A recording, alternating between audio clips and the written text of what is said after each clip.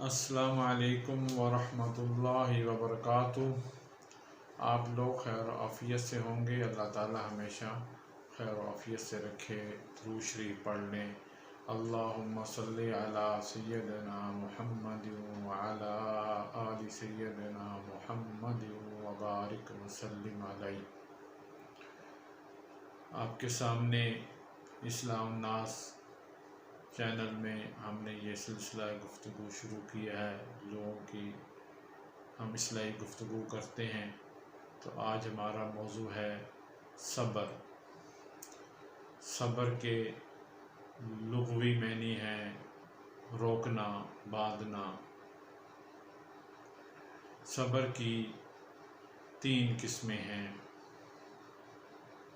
صبر علی الطاعات، کہ جو حکم اللہ تعالیٰ نے اور نبی کریم صلی اللہ علیہ وآلہ وسلم نے دیا ہے اس کو دل جمعی کے ساتھ کرنا، بشک آپ کے نفس پہ کتنا ہی گراں گزرے، کتنا ہی مشکل گزرے، لیکن اس حکم کو کرنا، یہ بھی صبر کے زمرے میں آتا ہے۔ یہ پہلی قسم ہے۔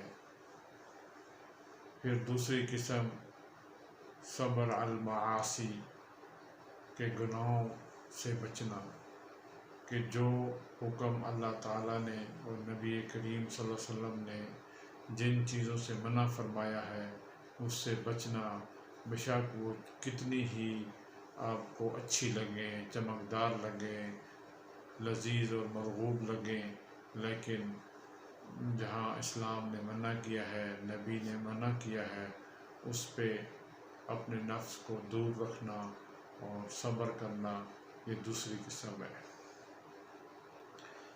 تیسری قسم صبر علی المصائب، مصیبت، تکلیف میں، پریشانی میں اپنے آپ کو قابو میں رکھنا اور یہ سمجھنا یہ اللہ کی رضا اور یا مشیت ہے کہ یہ تکلیف مجھے آئی ہے، اور حد سے زیادہ پریشان نہ ہونا اور اپنے آپ کو قابو میں رکھنا۔